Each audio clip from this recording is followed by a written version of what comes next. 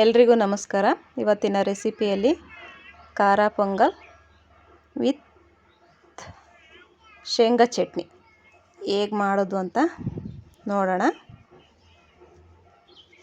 ಈಗ ನಾನೊಂದು ಲೋಟ ಹೆಸರುಬೇಳೆ ತೊಗೊಂಡಿದ್ದೀನಿ. ಕುಕ್ಕರ್ ಬಿಸಿ ಆದಮೇಲೆ ಹೆಸರುಬೇಳೆ ಹಾಕಿ ಹುರ್ಕೊಳ್ಳೋಣ. ಹೆಸರುಬೇಳೆ ಕಲರ್ ಚೇಂಜ್ ಆಗಬೇಕು, ಅಲ್ಲಿ ತನಕ ಹುರ್ಕೋಬೇಕು. ಇಲ್ಲಾಂದರೆ ಪೊಂಗಲ್ಲು ಹಂಟ್ ಥರ ಆಗುತ್ತೆ, ಚೆನ್ನಾಗಾಗಲ್ಲ. ಹೆಸ್ರು ಬೇಳೆನ ನಾವು ಎಷ್ಟು ಚೆನ್ನಾಗಿ ಹುರ್ಕೋತೀವೋ ಅಷ್ಟು ಚೆನ್ನಾಗಿ ಪೊಂಗಲ್ ಚೆನ್ನಾಗಾಗುತ್ತೆ.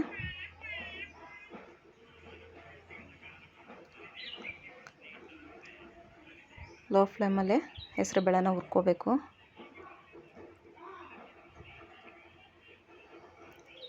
ಈಗ ನೋಡಿ, ಹೆಸರುಬೇಳೆ ಕಲರ್ ಚೇಂಜ್ ಆಗಿದೆ. ನಾನಿಲ್ಲಿ ಡಿಪೋ ಅಕ್ಕಿ ತಗೋತಿದ್ದೀನಿ. ಸಣ್ಣ ಅಕ್ಕಿ ಹಾಕಲ್ಲ ನಾನು. ಪೊಂಗಲ್ಲಿಗೆ ಡಿಪೋ ಅಕ್ಕಿನೇ ಚೆನ್ನಾಗಾಗುತ್ತೆ.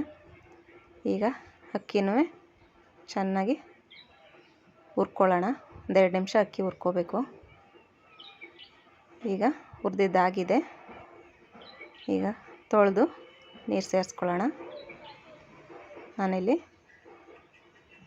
ಒಂದು 5 ಗ್ಲಾಸ್ ನೀರು ಸೇರಿಸ್ಕೊತಿದ್ದೀನಿ.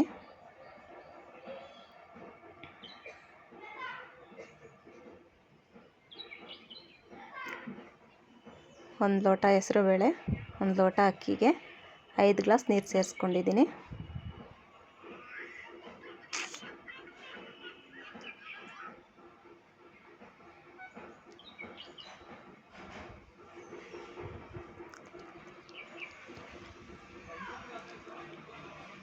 ಈಗ ಸ್ವಲ್ಪ ಅರಿಶಿನ, 1 ಟೇಬಲ್ ಸ್ಪೂನ್ ಎಣ್ಣೆ, ರುಚಿಗೆ ತಕ್ಕಷ್ಟು ಉಪ್ಪು, 1-2 ಹಸಿಮೆಣಸಿನಕಾಯಿ ಕಟ್ ಮಾಡಿ ಇಟ್ಕೊಂಡಿರೋದು. ಈಗ 1-2 ವಿಸಿಲ್ ಕೂಗಿಸ್ಕೊಳ್ಳೋಣ. ಈಗ ನೋಡಿ, ಈ ಥರ ಆಗಿದೆ. ಇವಾಗ ಇದಕ್ಕೆ ಇನ್ನೂ 1-2 ಗ್ಲಾಸ್ ನೀರು ಸೇರಿಸ್ಕೊಳ್ಳೋಣ. ಪೊಂಗಲ್ಲು ತೆಳ್ಳಗಿದ್ರೇ ತಿನ್ನೋಕ್ಕೆ ಚೆಂದ, ಹಾಗಾಗಿ ನಾನು ಇನ್ನೂ 1-2 ಗ್ಲಾಸ್ ನೀರು ಸೇರಿಸ್ಕೊತಿದ್ದೀನಿ. ಈಗ ಇದಕ್ಕೆ ಒಗ್ಗರಣೆ ಹಾಕೋಣ. ನಾನು 4 ಟೇಬಲ್ ಸ್ಪೂನ್ ಎಣ್ಣೆ ಹಾಕ್ಕೊಂಡಿದ್ದೀನಿ. ಎಣ್ಣೆ ಕಾದ್ಮೇಲೆ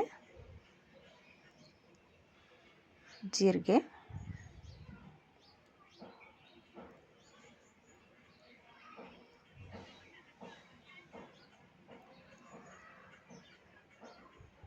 ಒಂದು ಸ್ವಲ್ಪ ಮೆಣಸು, ಹಾಗೆ ಸ್ವಲ್ಪ ಬೆಳ್ಳುಳ್ಳಿ ಸಿಪ್ಪೆ ತೆಗೆದು ಜಜ್ಜಿ ಇಟ್ಕೊಂಡಿದ್ದೀನಿ. ಹಾಗೆ 1-2 ಹಸಿಮೆಣ್ಸಿಕಾಯಿನ ಕಟ್ ಮಾಡಿ ಇಟ್ಕೊಂಡಿದ್ದೀನಿ.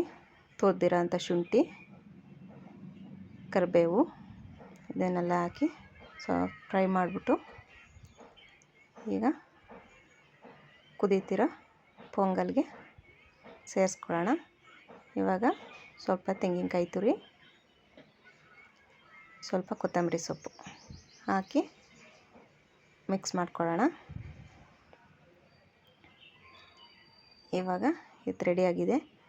ಇದಕ್ಕೆ ಶೇಂಗಾ ಚಟ್ನಿ ಮಾಡ್ಕೊಳ್ಳೋಣ.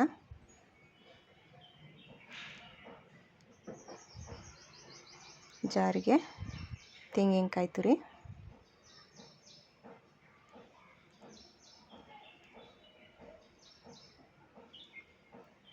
ಒಂದೆರಡು ಹಸಿಮೆಣಸಿಕಾಯಿ, ಬೆಳ್ಳುಳ್ಳಿ ಮತ್ತು ಶುಂಠಿ, ಸ್ವಲ್ಪ ಹುಣಸೆಹಣ್ಣು, ಹುರಿದು ಸಿಪ್ಪೆ ತೆಗೆದಂಥ ಕಡಲೆಬೀಜ, ಸ್ವಲ್ಪ ಕೊತ್ತಂಬರಿ ಸೊಪ್ಪು, 4 ಎಲೆ ಪುದೀನ, ಸ್ವಲ್ಪ ಕರಿಬೇವು, ರುಚಿಗೆ ತಕ್ಕಷ್ಟು ಉಪ್ಪು ಸೇರಿಸಿ ಇವಾಗ ರುಬ್ಕೊಂಡಿದ್ದೀನಿ. ಇವಾಗ ರೆಡಿ ಆಯಿತು.